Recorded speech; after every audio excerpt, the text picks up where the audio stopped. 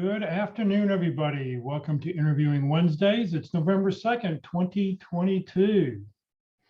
Please note this event is being recorded and is currently live on Facebook. The recording will be on the Career DFW Facebook page and the Career USA YouTube channel for others to view in the future. By participating in this event, you give consent for your name and picture to appear. Please note that any comments you put in the Zoom chat window will not appear in the recording. For those people on Zoom, if you have any questions throughout the presentation, please just open up the chat window. For those watching on Facebook, please just put your questions in the comment field. We'll be sure to get those questions answered for you. Also, for those on Zoom, if you'd like to connect with those people who are here, you're welcome to put your contact information in the Zoom chat window, and then be sure to save the Zoom chat window at the end of the session. Well, good afternoon, everybody. My name is Jeff Morris. Back in 2008, I started a website called careerdfw.org. We're coming up on our 14th anniversary, coming up in a couple weeks. On 10 years ago, I started a website called careerusa.org to help those around the United States.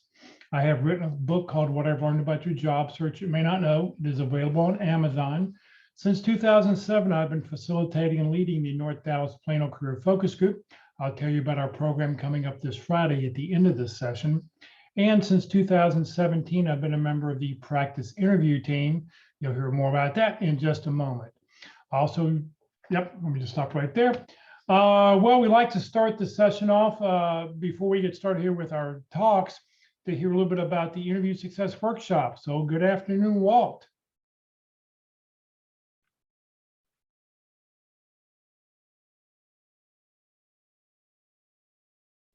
Whoop, nope, you're unmuted, but I can't hear you. Can't hear anything. Okay. Well, let me just tell you a little bit about Walt's what Walt does. Walt runs the Interview Success Workshop. It's he does it on Tuesdays, and what he's trying to do is trying to help you with. It's only two people, one or two people, and he's trying to. It's not a formal interview. He'll ask different interview questions, or have each of the candidates ask interview questions of each other. And then you'll stop and analyze and talk about what it is you've done. So he's trying to help, help you learn how to sell yourself, to tell somebody what you do, how you can help them, and who you actually are. So if you'd like to sign up for his class, you're welcome to, you can scan that QR code. It'll start an interview right here that you can see. It'll start you a form email. Start a little. It's a form that'll start an email for you, and just fill in the few blanks that you can, and he'll get it scheduled for you. Like I said, usually on Tuesdays. And if you'd like to reach out to Walt, you can get more information going to his LinkedIn profile, Walt Glass, and his email address is walt_glass@yahoo.com. But all the information is there in the About section. You can find out all about the interview success thing. And it's a great precursor to do before you actually do a pit crew interview, because it will really help you analyze and help you prepare for what it is you do. And you can do it multiple times. Walt is glad to help you multiple times. All right, let's hear about the pit crew. Good afternoon, Ron. Good afternoon. My name is Ron Layton, and I'm leading the pit crew while Mark McDonald is out on a sabbatical. So, number one, the whole goal of the practice interview team is to give you confidence and to build that confidence so that when you get in that interview, you know what to do, you know how to answer, you have your enthusiasm at the right level, and you're ready to go. So it's all about making you ready for that interview. Number one thing, it's free. There's no cost to you, okay? All these interviews are done by people who have been hiring managers in the past, so they have a realistic perspective of what it looks like. Your interviews will be between 1 and 3 people. We'd like to get a panel interview if we can with 2 or 3 panelists. Also, do not wait the day before your interview. We're kind of getting backed up. I will tell you, I've got a queue right now of 6 waiting to fill with panelists.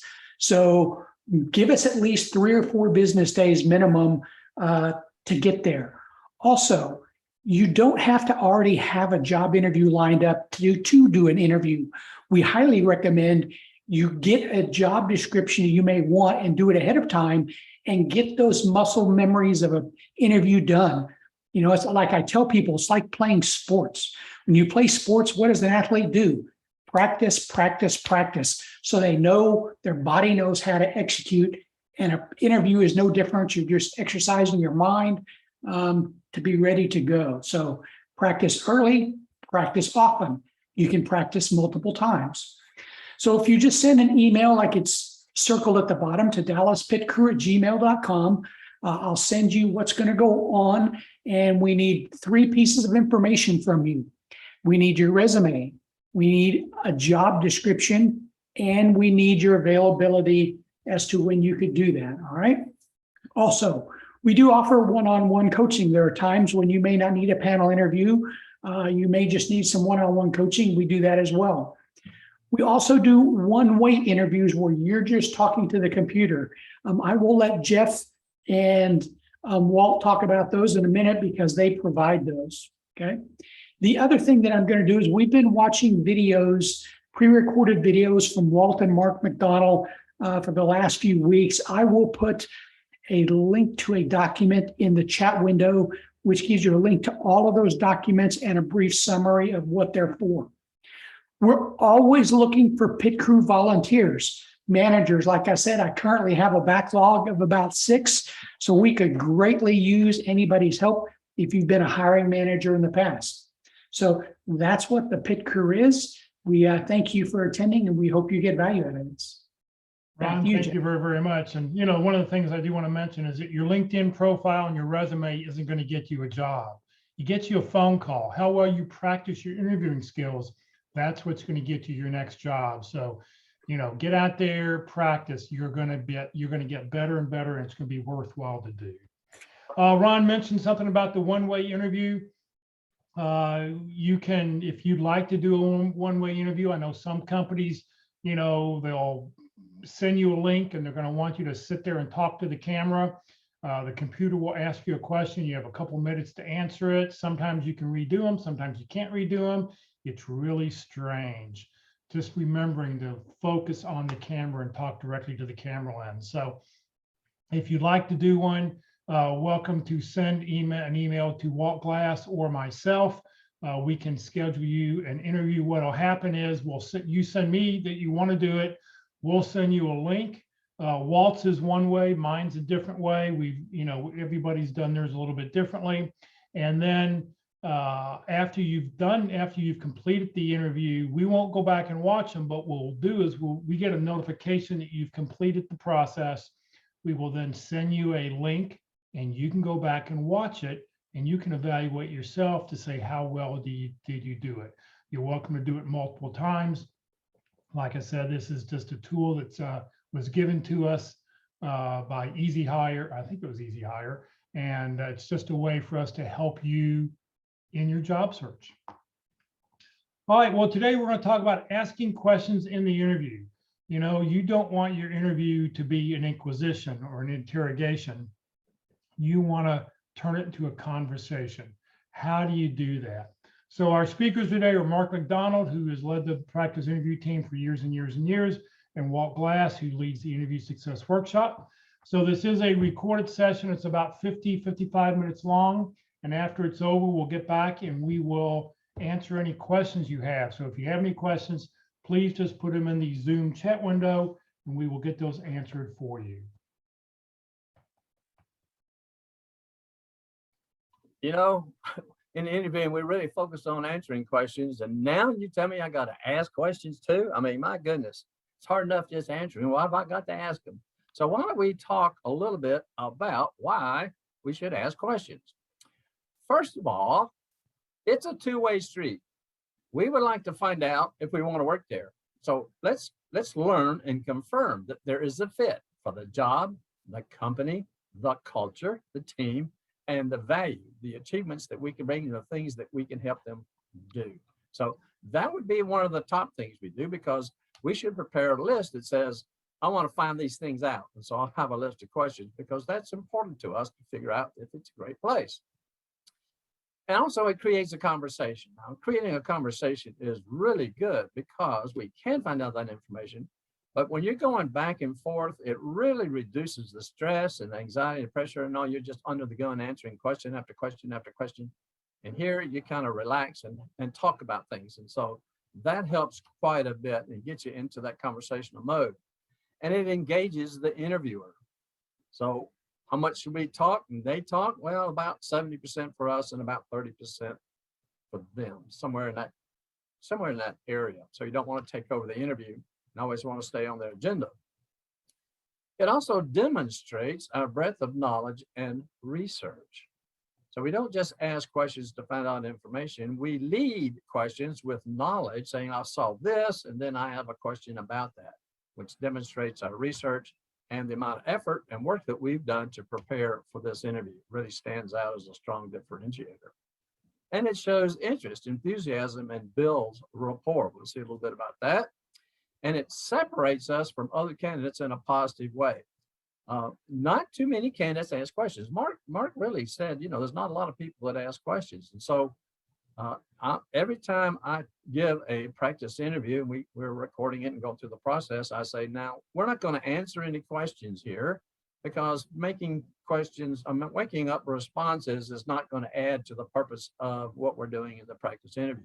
But I would encourage you to ask questions. You get extra credit for asking questions as you go through, and then nobody asks a single question. And it just doesn't happen. And there's something mental that's just stopping us from doing that. So George Wright, I was fishing around the internet and they had an interview with George. And so I cut out several of the comments that he made for various presentations.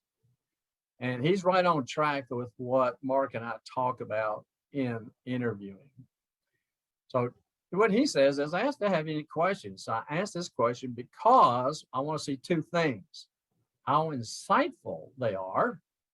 That means how much work we've done, research we've done, knowledge we have to see that what's going on, what's happening, and learn what's important to them. So when I ask questions, they are actually going to judge me by the questions that I ask. So it would be great if at the end of the interview, the interviewer says, you asked good questions. What's the definition of a good question? It means you're finding out the kind of information that you need to find out in order to make a good fit. And so we can control some things and do something with our questions as well and still stay on their agenda. So let's talk about guidelines in general about questions. So just to say, all right, what kind of questions? How should we treat this subject? Number one, prepare your prioritized list. We may not get to ask all our questions, so let's make sure the ones we do get to ask are at the top of the list. So we can find out what's the most important thing that you want to find out. Top 3, 4, or 5. So you research the job, the company, the people, the industry, competition, current news, everything that you can to help you gain knowledge about what's happening, what's going on in that industry, what's happening, what's going on in that company, what their culture is like. And you can include your areas where we demonstrate who we are, what we do, and how we help. Those 3 pillars of what companies are buying. For example, a person was asking a question, and he said, I was looking at your 10K. They were a public company. And in section 5, the management discussion and analysis, it says this. Another person said, and had a question about it. Another person, I was listening to your quarterly report earnings announcement, and your CEO was saying, what we need to do is to develop more products with a higher margin. The question was, what is it that the company's doing in order to achieve that specific objective? Now, why ask that question? Because this person is in product development. I can help you achieve that objective. So certain questions are going to be around the areas that we can help them. So like you take your achievements list, which build your old star stories. That's a whole nother topic in another session. But when we ask questions about those areas that they're having, what's going on, what's happening, what's the world like, then we can say, well, would you like me to tell you about a time when and then you give an art to address that specific problem. So you should have questions that lead into your star stories that's relevant to the position. Now, it's not really difficult to do, but it takes a while to prepare and do that. The hard part is the research part and doing the work to prepare. The easy part is getting inside, then having the questions and having that conversation going back and forth.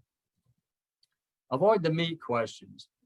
I put ourselves ahead of the employer because, I'm more interested in me than I am you, salary, health insurance, benefits, vacation, working hours, training, etc. Now, I know that Mark says, we ought to bring up salary somewhere in the process, which is not a bad idea.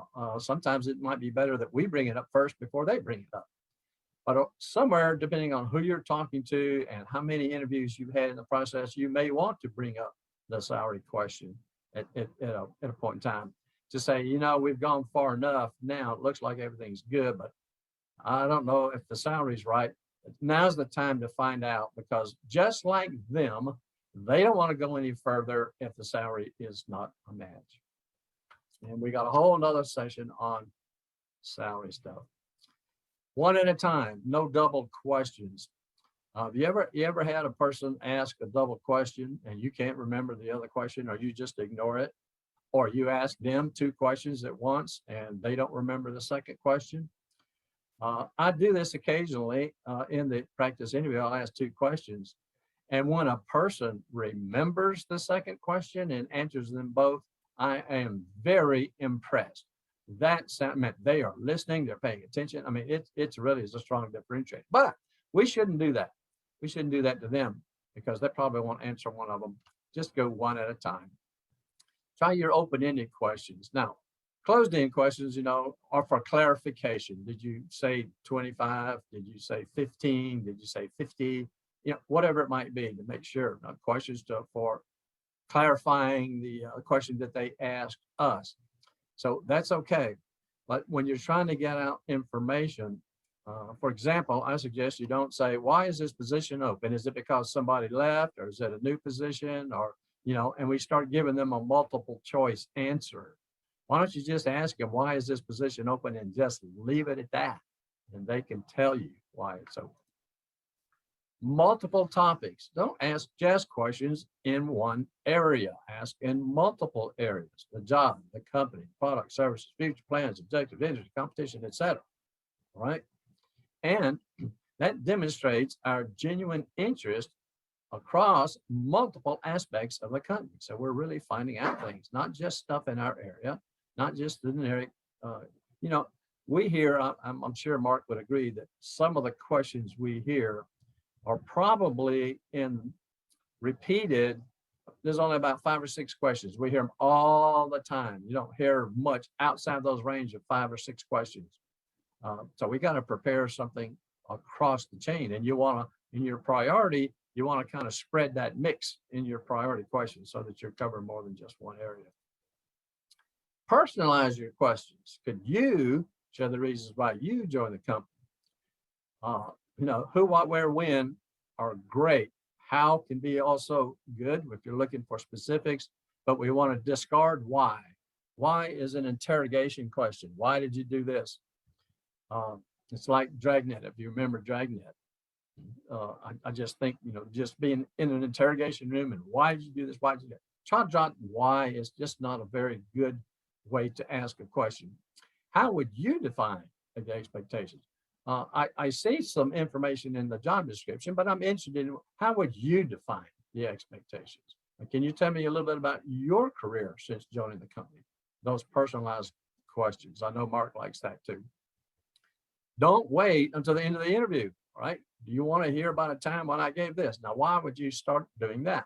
So if they're not asking you questions where you can tell your stories or you can demonstrate your expertise, pick a topic that whenever they're talking about some particular topic, within that topic, you might bring up. So, well, I've had an experience doing something like that. Would you like to hear about a time when I did this? Okay, and you give that that achievement, that result.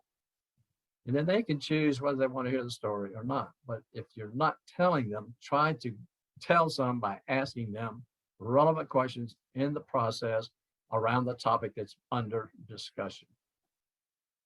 Always have questions when they ask if we have any questions. All right. So I was talking with a person, and he's been interviewing several, and he in his interview chain, he's in distribution, warehouse management, all that sort of thing. And so he interviews with the CEO, but he's interviewed with, I don't know, 6 or 8 people prior to getting to the CEO. So the CEO said, well, do you have any questions for me? He said, no, I think I've got pretty much everything, meaning I've learned all that information from all the other people. Now, you be the CEO. How would you feel if the candidate said, no, I don't have any questions? Wouldn't you like to know the CEO's perspective on things? Wouldn't you like to know that? Wouldn't you like to know those sort of things? And so that was a negative. And I feel like that's one of the reasons that he did not get hired at a couple of opportunities, because he did not have questions. And so we talked about it. And he said, I'm going to ask questions in the future. Make sure I do. Now, let's talk about dealing with recruiters. So there's a couple of areas about recruiters I'd like to cover here. So one of the things is, let's find out about our recruiters. So I'll call it due diligence on recruiters. Some people say, what was in my resume that interested you? That's not a bad question if that was the device or that was the information that they had. But if you leave it wide open, you can say, what information do you have that interested you in contacting me? All right. There may be something besides something in the resume. They may mention 2 or 3 things that occurred.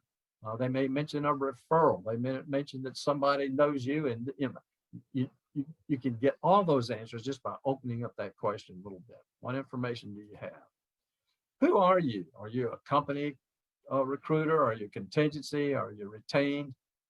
You know, contingencies only get paid by placing people there. Are you retained?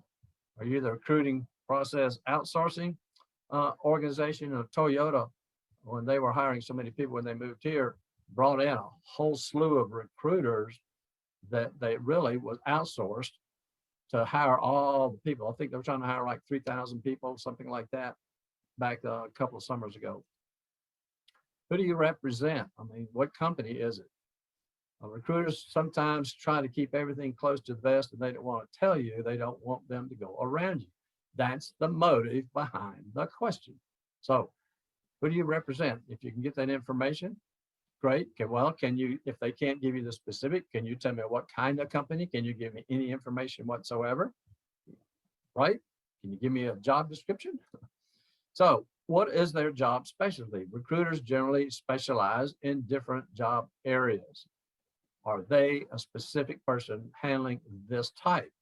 And if they're not, then you say, well, do you know anyone in your area or someone else in your company or someone else in your recruiting firm that does handle this specific area? And where are you in the search process? So in general, they start out researching the position candidates. Do they do screening? Then they present, the company makes a selection. And if it takes kind of a long time, I would say if you put months in the word phase, was one of the changes, Mark. If you put months in there, something's going on, something's happening. Recruiters can't tell you a lot of information about what's going on and what's happening. They are kind of limited based on the information from the company that they can share. Have you placed anyone in the company before? What a great question. Tell me about that company. What's their process? What's going on? Do you have a job description? So now we're talking about the position in the company. What do you know about the job, the company, the culture, leadership? What's their style? What's their hiring? What's their hiring process? I mean, how many interviews do they have? What kind of people are we talking to? Whatever information you can get. What are the qualifications of the ideal candidate?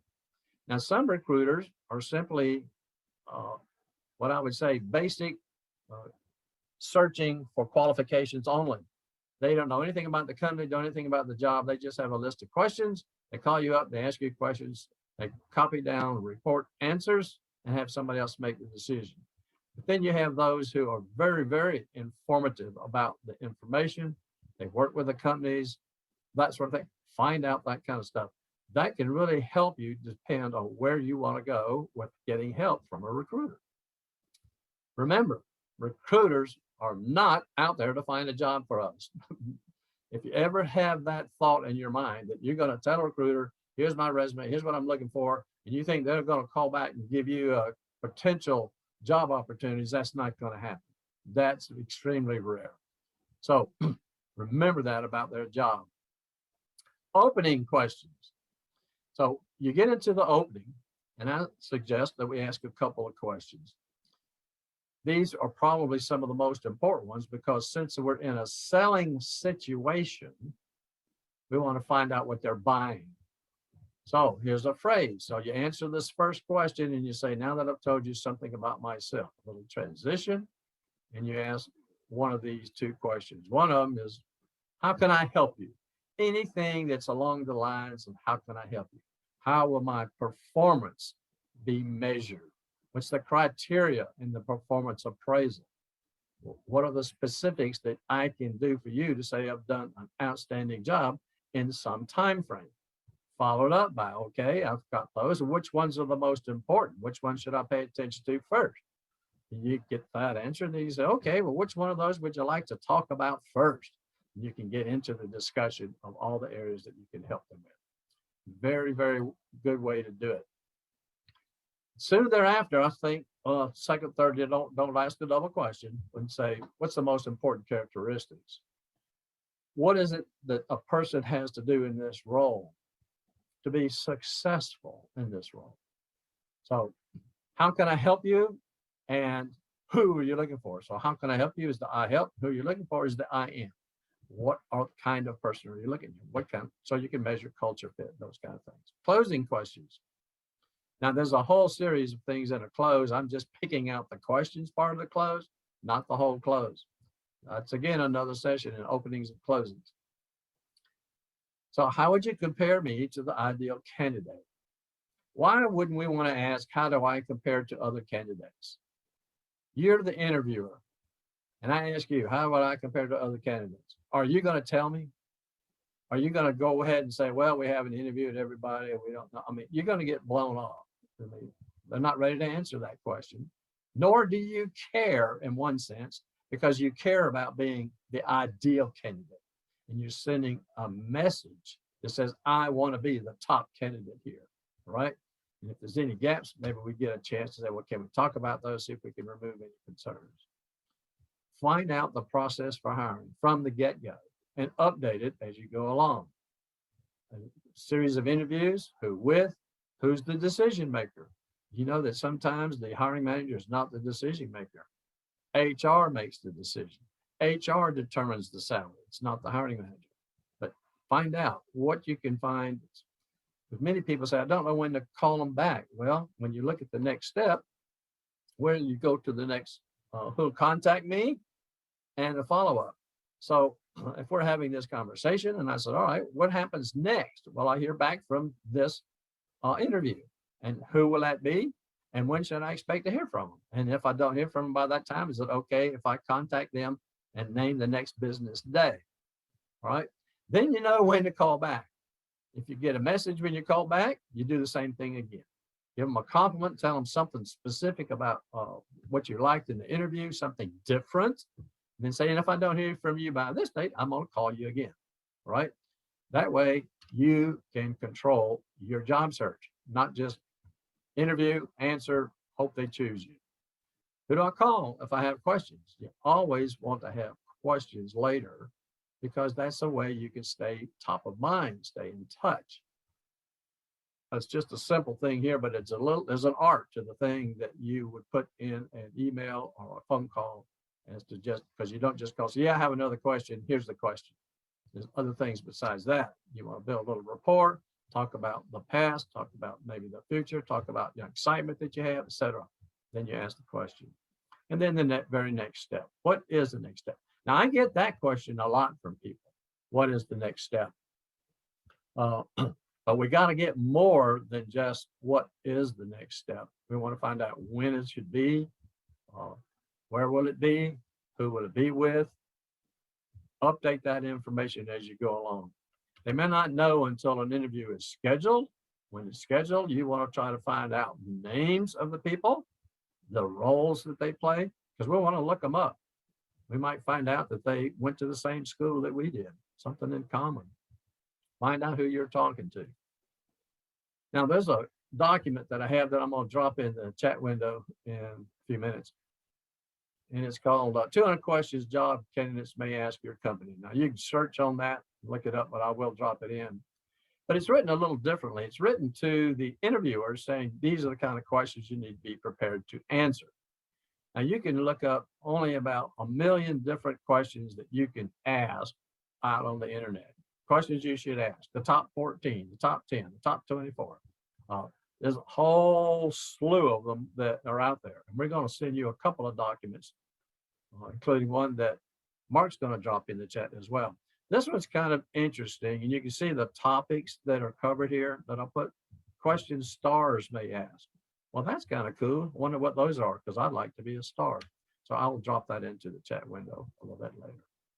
So when we ask questions, we want to determine that they are finding who we are, finding what we do, and finding how we can help them so that we're selling. Now, we have to find out from them so that we can match it using the job description and our questions to help discern that type of information so we can demonstrate it. So we should have questions to demonstrate our interest in the position and the company. All right, so you ask questions about both. Show our drive to excel and the fact that we've done a lot of pertinent research. Strong differentiators. Take it away, Mark. Now, I've got a little bit to add to what Walt was talking about, and here we go. So Walt talked about asking questions at the beginning of the interview. It's part of what I call in the PIC group, getting a good start. So I have listed my favorite questions there to ask. Right after you get to make your opening statement, which you will most of the time, 2/3 of the time at least, is when you should start asking these questions. And they'll come up later in the interview if you're asked a challenging question. And so I'm going to go over a few of the challenging questions out of the 64 toughest questions that interviewers ask. And that's my document that I distribute to, well, I mean, it's not mine, it's the document I like the most, that so much so that I distribute to every candidate in the PIT group. Take a look at this document, and we'll go over a few of what I think are some of the best challenging questions and how to answer them. I'm also going to talk a bit about how you ask a question. So there's lots of questions you can look up. It's important how you ask them, and I was curious about this, direct versus indirect questions, because I'm a very direct, I would say, person. It's part of my personality. But asking indirect questions is much more effective in an interview situation. So we'll talk about that and the differences and different ways you can ask an indirect question. And then I already mentioned using effective questioning to respond to difficult interview questions. And then one slide on panel interviews and neutral questions for panel interviews. So that's what I'm going to cover in the next 10-15 minutes. Okay, so job descriptions are generally not reliable. We have a whole session on job descriptions, a whole presentation on those, and in general, they may not be new. They probably were not written by the current hiring manager. In big companies, they're difficult documents to get changed, so they don't get changed. And so one of the key things you want to do very early in the process is verify that what's in the job description is an accurate and current representation of their priorities. Now, the job description was a very timely document at some point, okay? And that might have been a few months ago, or it might have been a few years ago. So I think you can trust the document, but what you're trying to sort out is what are the most important priorities right now for this hiring manager or for this group of interviewers, right? So it's a question you can ask any interviewer. And here we go. I think Walt already gave you this one. What can I do for you in the next 6 to 9 months, just for you to say that I've done an outstanding job? Now, what I like about asking the question this way is you've included the phrase outstanding job, Okay. So you definitely want to do an outstanding job. So now you're asking, what would I have done, or what do I need to do an outstanding job? And then you want to ask in every case, however you decide to pursue this topic, your opening, the questions right after your opening statement, you want to ask follow-on questions. Okay, so this is not a one and done series of events. Now, and I talk about this in openings and closings the other session, but let me mention it here. It may become a little bit awkward, because you're in some sense taking over the interview, right? So you may want to ask permission. You may want to say, well, could I ask you a couple of questions? Or you may want to ask a very indirect question, which I'll talk about in the next slide. John, I'm really curious to know, of those that you listed, which do you want me to pay attention to first, or to help you with first? Okay, so about 2 or 3 questions here to sort out what their most important priorities are. And some people may try to put this off to say, well, I don't know, they just asked me to interview you. The hiring manager can tell you what the priorities are. And, then you can say, well, you're interviewing me for a purpose, and I'd like to know what your perspective is on, what it takes to be a big contributor here. So you can personalize those questions to draw out people's personalized response, because obviously they're going to give an assessment of your candidacy, whether they're the hiring manager or not. And so you want to find out what they think is important, so you can address it. I was wondering, so this is another way to ask an indirect question. I was wondering if you could tell me more about the most important priorities of this position. That's a good question. And, then the following questions, in addition to that, what else? Is there anything else do you see that's essential to success in this position? Just another ways to phrase these questions. And I'm curious to hear, what was it about my background that interested you the most? Okay, this is a good question to ask your recruiter when they call you. Now, Walt generalizes this even more, and let's just talk briefly about open-ended questions. Open-ended questions are really good questions. Okay, you'll get asked open-ended questions in your interview because you get to pick how the question is answered. And so you want to ask the interviewers the same kind of deal, and the same kinds of questions, so they can take the answer in the direction that's important to them. And so it's important how they answer that question. Now, Walt's version of this question is, I'm curious to hear, what have you learned about me, or what information do you have about me that interests you the most? So that's even more general. I ask about my background. What was it about my background? But they may, most interesting thing may be them is you got referred by the president of the company. So, that's a much more general question, and you can gain more information, possibly by asking an even more open-ended question. But this is a good one to ask recruiters, and they may tell you that you were referred by somebody else. The Walt's version is good too. A few things to avoid. In general, it's not a good idea to divert the start of the interview to get your questions answered. So here's a problem with the document I'm going to share with you, the 64 toughest questions. They recommend that when the interviewer asks you to make your opening statement, you suggest that, if they just answered a few questions first, you could be much more focused in this interview. And that's answering a question with a question. And you don't want to do that. You don't want to do that in Texas. I don't know where else you might want to do it. Maybe the East Coast is, more amenable to those kinds of, but here it's considered rude. Here it's just considered rude. So you answer the question, and this means your opening statement is going to be, I already covered this, but let me repeat it. This means your opening statement will be based on your research, okay?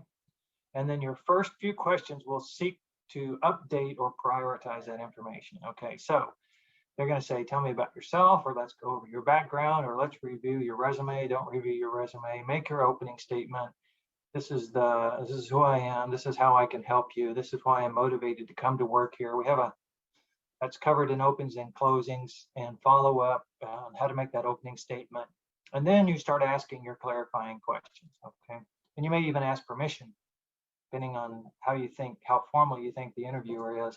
may even ask permission to ask those questions before you start asking those questions. And then there's going to be, 2 or 3 to sort out what their most important priority is, what it takes to be a successful candidate in this role, and anything else that's important, right? Yeah, now I say that, I got to give you a caveat, because in a couple of slides, I'm going to, talk about ways to divert an inappropriate question or a difficult question with a question. Okay, but in general, it's not a good idea to answer a question with a question. And don't ask questions about things you can find on their website or that a recruiter can answer. Okay, so don't show up at the interview missing your opportunities to query the recruiter. Okay, which Walt talked about, or missing your opportunity to do research. You just how awkward can it be if you ask a question and they say, well, that's on the first page of our website, and that's the answer. So don't do that. You want to ask insightful questions. You want to do enough research that you can ask insightful questions. Okay, let's talk about direct versus indirect questions. And there's some time where you want to ask a direct question. Sometimes you want to ask just a yes or no question. And so I cover that in the best way to do that. Indirect questions, which is sometimes called a question in a question, is a more formal and polite way to ask for information or make a request. And you probably do this naturally anyway when you're asking something of a stranger or people you do not know well, and including your coworkers who you may not be friends with. And so they go something like this: can you tell me what are the most important priorities of this position? Do you know? Do you know if? Do you know whether? That's for a yes/no question. Do you know if you'll be able to give me an answer by next Monday? Okay, that's a yes or a no question. It's a closed-ended question, but if there's some deadline, they may say, well, why do you ask, right? After you ask them, when you say, well, Monday, I have to respond to this offer I have. And so, you kind of need to make your decision by then, or I'm off the market. So do you know if, do you know whether, for yes, no questions? Would you mind sharing with me what's your overtime policy? Okay. Do you have any idea?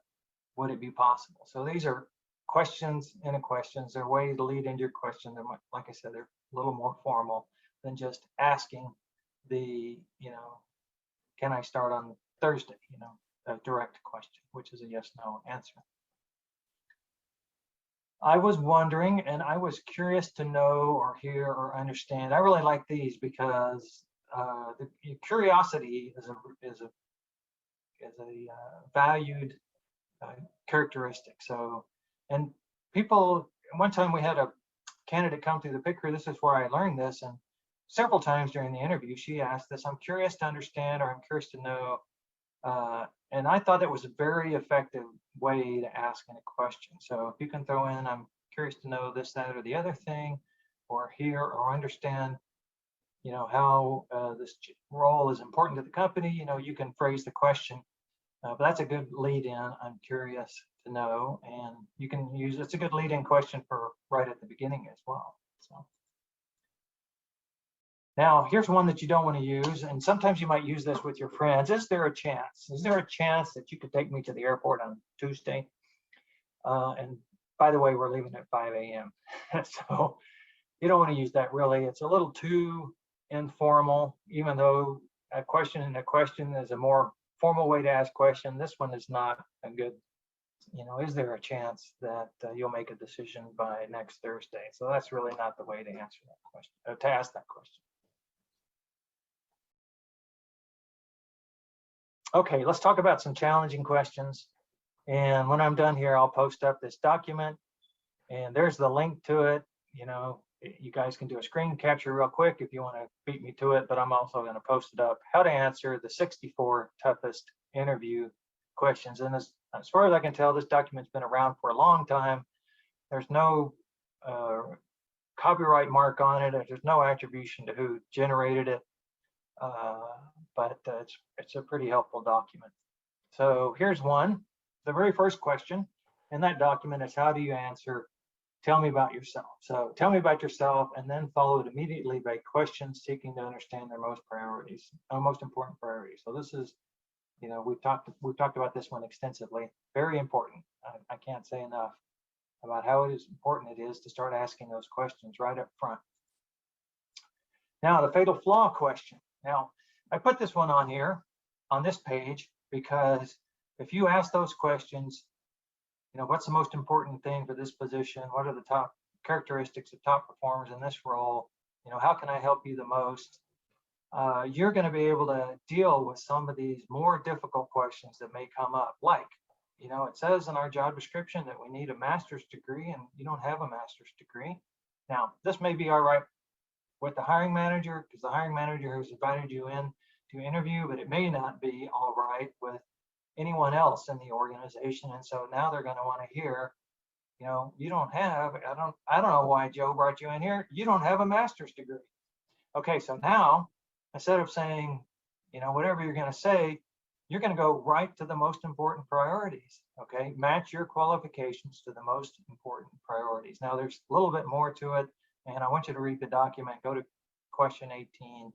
You know, part of it is you can say, you know, I've worked extra hard to with other people who have master's qualified. I understand what it takes, and I've been successful, you know, despite not having the degree. I have experience and abilities equivalent, right? So it's, the answer is a little bit longer than this, but it's going to be informed by asking these first few questions right up front. What are the most important priorities? That'll make answering this question a lot easier. Okay, what changes would you make if you came on board? Now, occasionally you get asked this question, and I think it's more of a probing question, you know, kind of to figure out how you think. And some interviewers will be curious about how you think. So you're going to be much more able to answer that question if you know what their top priorities are, and if you may have asked them up front, you know, what are some of the big challenges that you believe I can help with? What was in my background where you think I could make the biggest impact? Okay, that's a good way to sort out if they've got some particular challenge that they're trying to solve. If you just ask the direct question, you know, what are your challenges, you know, or what, you know, it's basically asking them what's going on wrong, you know, or what's difficult for you. I don't think most interviewers, I know I wouldn't share that information with the candidate. Okay, I'm not sure if I'm going to hire the candidate. With the right candidate, the person I hire, I'm, you know, the very first day, I'm going to tell them, okay, this is the biggest concern. This is where we need you to make the biggest impact. But unless you ask the question correctly, kind of what I want to say, non-confrontational, you know, I'm not going to share that information. So you want to ask, you know, an I-oriented, you know, how can I help with your most, you know, your toughest priorities, or something like that. What was it about my background that you believe can make the most impact here? Now that may or may not solicit a response to their problems, but it has a much better chance than asking a direct question. What are your challenges? What keeps you up at night? I don't like that question at all. Okay, I'm concerned that you don't have as much experience as we'd like in blank. Okay, so that's back to summarizing what their most important priorities. And, you know, it may be that, you know, relative to some of the other experiences you have, that's a little low on the list, but you definitely want to put the answer in the context of all the things that you bring to what they need, and that means you need to know what they need. Oops, went the wrong way. Okay, so here's another, so now we're kind of switching a little bit to a different topic, using effective questioning to respond to difficult questions. And so this is where you use a question to answer a question.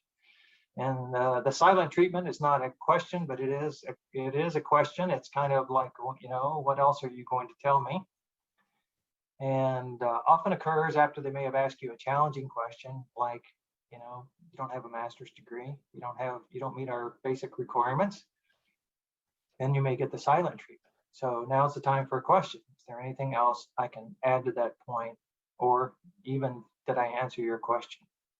And then for advanced students, would you like to hear about a time I did X, Y, and Z? So now you're going on to talk about a way you can help them out and by offering to tell a story.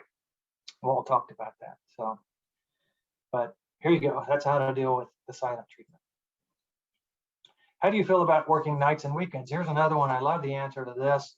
It's kind of like that question, what does it take to be an outstanding performer?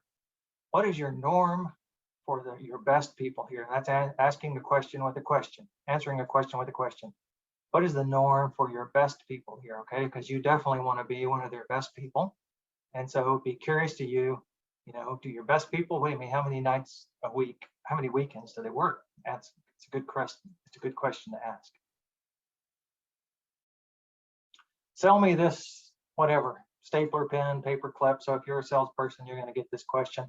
And so now this is where questions can be used to discover what they want in their stapler or their pen or, you know, their paper clip.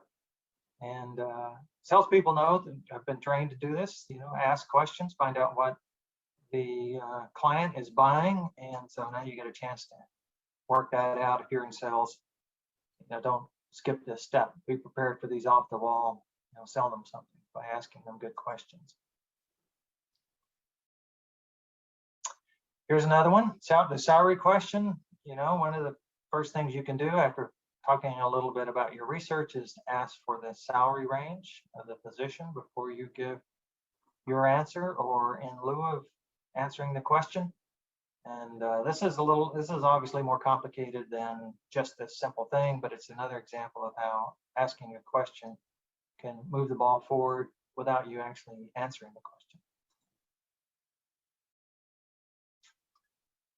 Okay, I want to share, do we have time? Yeah, we have time. So there's two questions here, and I'm going to actually switch over and I want to show you the document and talk about this, how to handle the illegal question. Okay, and one of the statements in that document is, remember that the illegal questions rise from fear that you won't perform. Okay, but let me bring this up. Yes. Okay, illegal questions include anything regarding your age, your children, or other dependents, your marital status, your maiden name, your religion, your political affiliation, big long list of illegal questions. So most interviewers know that they are not supposed to ask these questions, but here you go. You may encounter, usually on a second or third interview, a senior executive who doesn't interview much and forgets that they can't ask such questions. And sometimes these questions get asked just because they're trying to build rapport. Hey, you know, what do your kids play sports? Okay, that's kind of, you know, if your kids are big, my kids were big into soccer and my daughter was big into dance. And so I can see myself, you know, in a moment over a meal or something, asking a question, which is not really appropriate, but just curious about, you know, the kinds of activities that their kids in. And so that's kind of how it happens most of the time. So here's how you can handle this illegal question. You can assert your legal right not to answer. That would embarrass, it would be awkward. So not the best idea. You could just go ahead and answer the question straightforwardly if you feel the answer could help you. Okay. So if you happen to know that, like my children question, that if I've already shared with you the activities that my kids are in, you might, you know, want to volunteer yours as well. It's an opportunity to build rapport. Here's an example, you know, where you could ask about your religious affiliations, and if you're, you know, active in your church and you happen to know that the interviewer is as well, then talking about your church, your religious affiliation could benefit you, so you can take that path. And then here's the best way, is to answer the concern behind the question without answering the question itself. So this is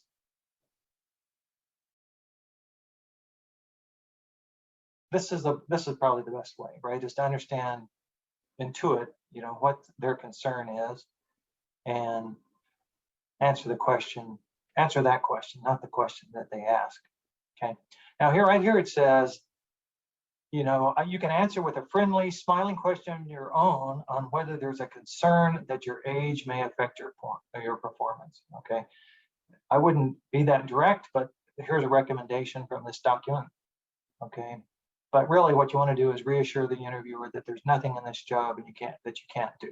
Okay, in fact, your age and experience are the most important advantages you offer the employer, and give some reasons. And again, this is informed by the answers to those initial questions. What are your top priorities? What was in my background that you believe will make the biggest impact in this role? And then let's go to question 59 is also the opinion question. So one of the reasons I just started distributing this document is this is the only place I've seen where the opinion question is addressed and how to answer the opinion question. And so it might be, what do you think about abortion, the president, the ruling party, Democrats or Republicans, the death penalty, other controversial subjects. Okay, now what they recommend in here is you kind of pull up a little bit and say, why do you ask? Okay, why do you ask? And that's down here at the bottom of the page. But it's a little more complicated than that, so I wanted to go over this. If you are ever uncomfortable with any question, right there in the middle of the page, asking a question in return is the greatest escape hatch ever invented. And really, you can ask questions really to change the subject, okay? It throws the onus back on the other person, sidetracks the discussion from going into an area of risk to you, and gives you a time to think of your answer, or even better, your next question, okay? Now, what do you ask may disarm them, but they realize, yeah, probably, shouldn't be discussing that over dinner with you, but it can also be very awkward. So you may have to fall back on eventually answering the question, or better yet, changing the subject, right? And you do that by feigning, I guess is the right word, disinterest. Okay, so, who's going to win the playoffs, right? So now you don't know who's going to win the basketball playoffs, and now you don't know what their affiliation is. So you really just want to feign, basketball is not my thing. Who do you think is going to win? Who's your favorite? So now you've reversed that and put it back on them. Neutral questions for panel interviews.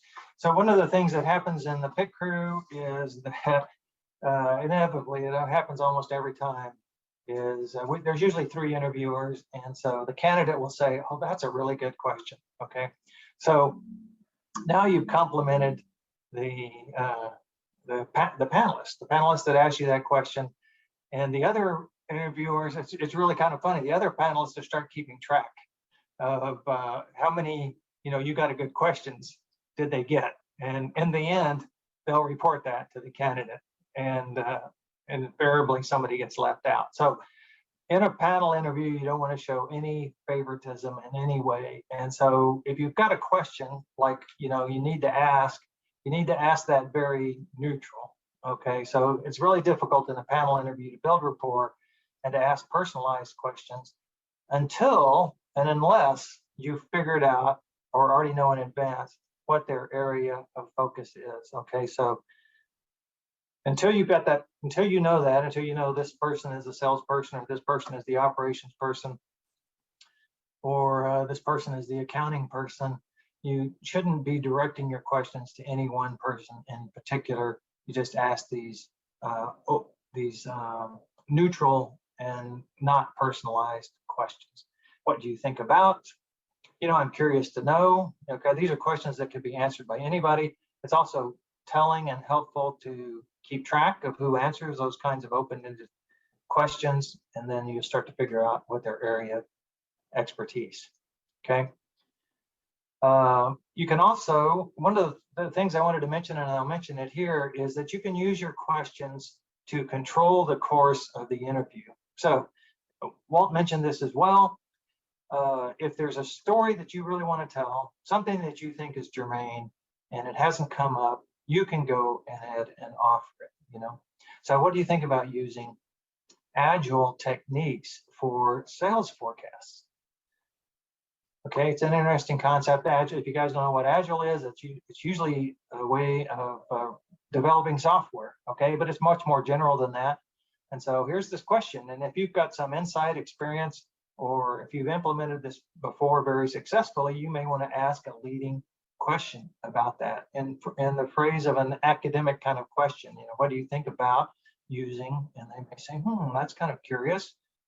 And they reverse that question on you. You know, what do you know about that? And then you can tell your story. Okay, so now you've kind of influenced the direction of the interview by asking an insightful question. So would you like to hear about a time that or would you like to hear about how I did X, Y, and Z, how I helped my company save a lot of money? You know, these are ways to get an interview that's flagging going, or to change the direction of the interview by asking questions. Should you practice today? Yes. Then sign up with the Pit Crew, reach out to his LinkedIn page and get registered for his interview success workshop. Both are good ways to get started. And I think, you know, if you're a little nervous about a practice interview, go to Walt's class and he'll get you better prepared and more confident, and then you can come to the Pit Crew. And if you're thinking you shouldn't practice, then you need to rethink that because yes, you should, and you should practice more than once. You can benefit from practicing more than once, and that's the story. More than once for the same position, for the same company even. A lot of people will come and practice for their initial round, and then their second round and their third round, or maybe they'll skip a round and practice for their fourth, but you can come back and practice as many times as you like. We're always open and available to help. All right, that's the presentation. I mean, a lot of great information in there. I mean, you know, you'll be able to go back and watch this video as much as you want once I have it uploaded. But if anybody has any questions, please feel free to unmute your mic and ask away. For those of you that haven't looked at the chat room, we used to do these meetings in person in Plano, and we're kind of trying to get a feel. If we went back to in-person meetings, how many of you on this call might attend? So if you would, in the chat window, please add. Yeah, just a yes or no, or maybe. Give us a yes or no if you would attend this back in person. Okay, thank you. Well, Scott's in New Jersey, I believe.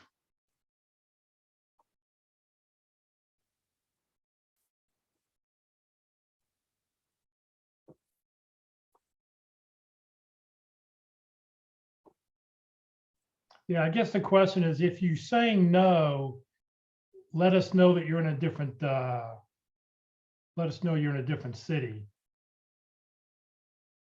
Because I think we've got a lot of people who are not, yeah, we have a lot of people who are watching who are not in the DFW area. Right. Okay, A well, couple yeses, yeah. looks like I got 5 no's and 4 yeses. All right. Questions? Anybody have a question about the presentation today? Walt's with us, Ron's with us. We can answer whatever it is you'd like to, you know, be able to answer questions for you. Yes, Vanessa, go ahead. So Walt, I actually have a panel interview tomorrow afternoon, and I have done some research on the participants. Would you recommend, and I only have an hour and there's possibly 4 participants, would you recommend 1 or 2 personalized questions for each of these panelists? Number one, it's going to depend on the amount of time that you have as far as the number of questions you can ask. And so this is a 4-panel interview, is that right? Yes, sir, it is. And it's only going to be for an hour. Okay, but it's not, you're not 4 interviews, it's 1 interview with 4 people, all right. I'd prepare 1 for each and I'd prepare a different question for each.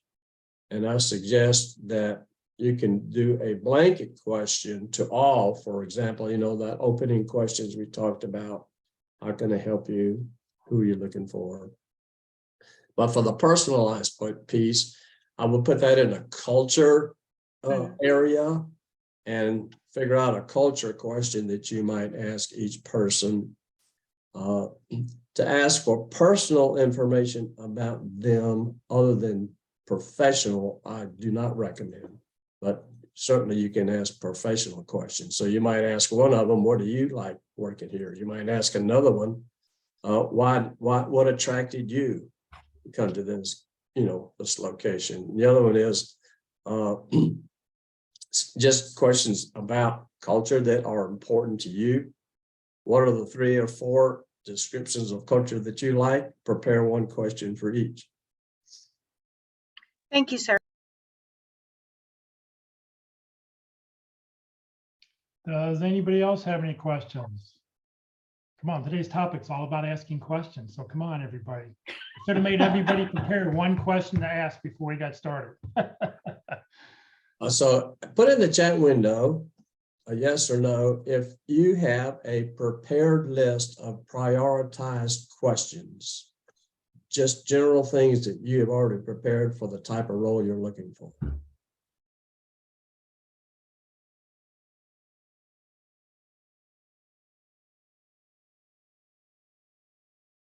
Gee, it seems like everyone that went to the workshop is saying yes. Somebody must be listening.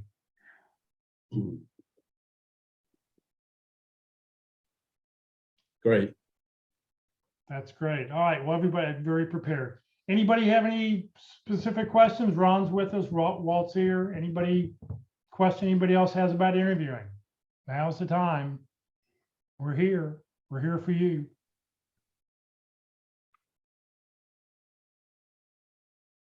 Going once, going twice. Well, let me ask one more. What's your top question? What's the number one question? I'd like to get some samples from each of you as to one of your most critical questions. Yeah, just put them in the chat window, please. I want to hear them. You can put it in the chat or unmute your mic, hold down your space bar and you can tell us your question. What it is you like. It'd be nice to put them in the chat window for record too, because everyone would get to see them.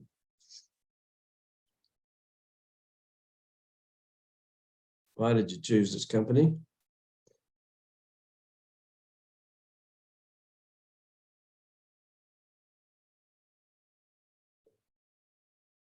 What do you like, enjoy about working here?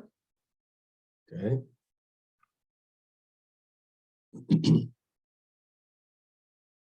I definitely recommend some culture questions because the culture's got to fit. And if it doesn't fit, nothing else matters. Why do you have an opening? Clues about turnover, et cetera. That's a good question. Yeah. Maybe even follow up with, and how long has this position been open? Yeah. Jeff says, I ask about training. That's what it's like for new, as a new sales manager, for sales guys, for the team. Yeah. Training process like. One thing about training is it's about you, not about them. So there's an area of caution here because they don't hire us to train us. We might be interested in training. I would put that much later in the process than I would earlier in the process for that. And that's an important question. You might want to know about it, but I would like to at least get a feel that they want me before I ask that question. Okay, Nola said, since this is a remote job, how do you build a community? Great question. Brian says, what do you expect of a new candidate in the first 60 or so days on the job? On that community question, be prepared for them to say, how would you do it? They might answer, but they might ask you, what would you do?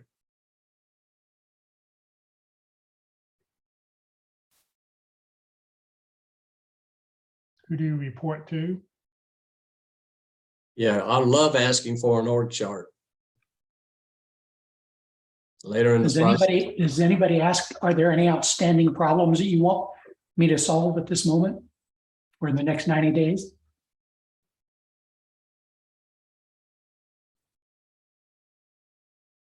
Yeah, that's a what can I do for you question.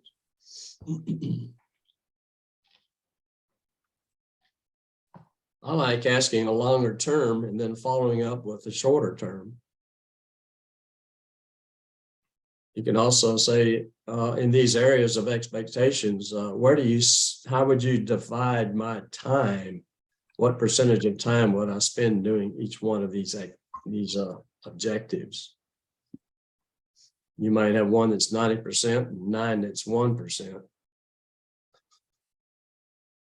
Susan says, I once asked, how can I help you? Yep, that'll work. I've also heard, what can I do to make you look like a great manager because you hired me? Yep.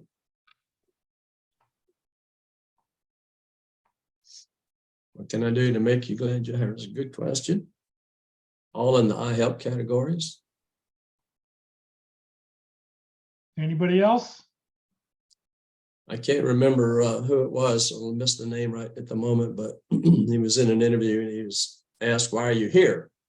Which is another type of opening statement question. And he says, well, I'm here to find out just what I can do to help you. And they were shocked. I mean, they've never had a candidate come back with a focus and intention of bringing value and bringing something here to help them achieve what they're trying to achieve.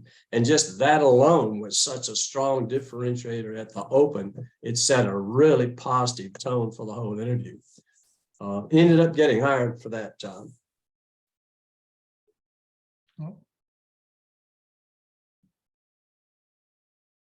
Challenges foreseen in the role. There Good you question. go. We've got pros attending today. Yeah. Yeah, good question. Well, I did put in the chat window the questions, the 64 toughest questions and the 200 questions to ask that were talked about in the presentation. So please be sure to download those before you close out your chat window.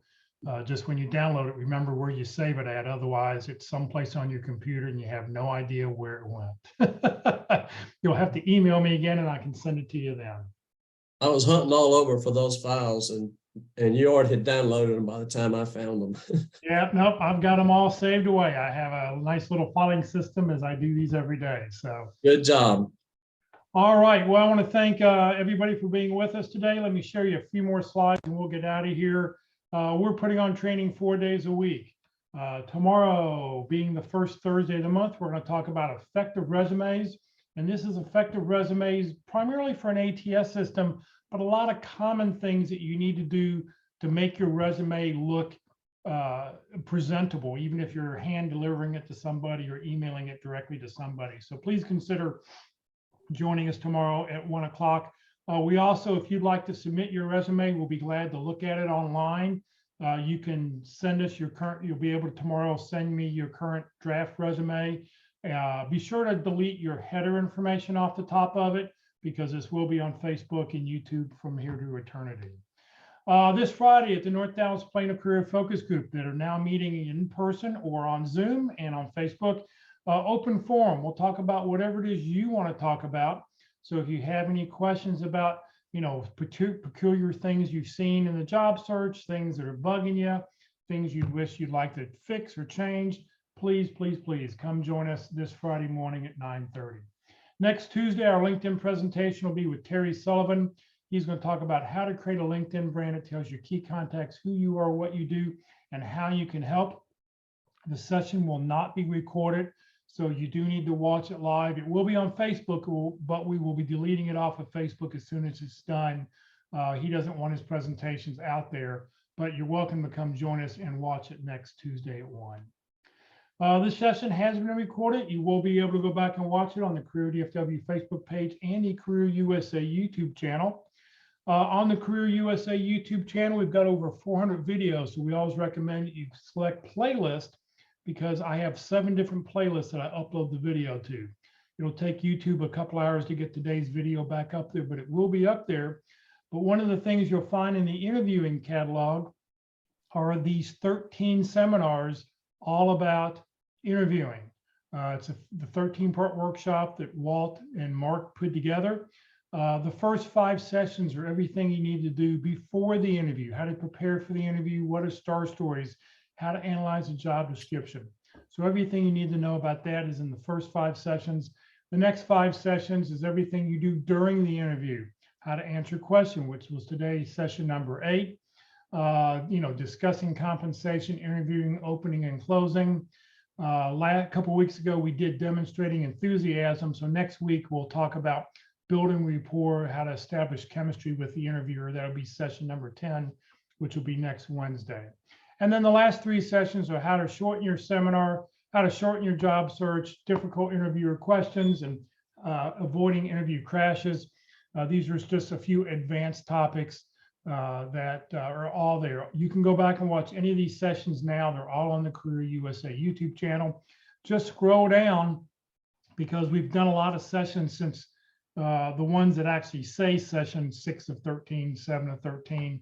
So if you need to, just scroll down to find the topic that you'd like to watch. We also have several other speakers who talk about interviewing, and their presentations are also on there if you'd like to see them in that playlist. If you're not receiving emails about our workshops, you can join the Career USA mailing list. It's totally free. We're not going to spam you. I control the list. Nobody else can send out emails. But what you will get is every day the title of the day, the topic of the day, and most importantly, the Zoom link of the day. That way you can just click on the email, you open it up and click on the link, and you can join us for our sessions every day. Please remember, Career FW, we're a 501c3 nonprofit organization. We have no full or part-time employees. All of our speakers are volunteers. I'm a volunteer. Everything I've done over the last 14 years has just been to help you land your next great opportunity. So thank you very much for joining us today, everybody. Have a great Wednesday, and hopefully we'll see you tomorrow or Friday or one day next week.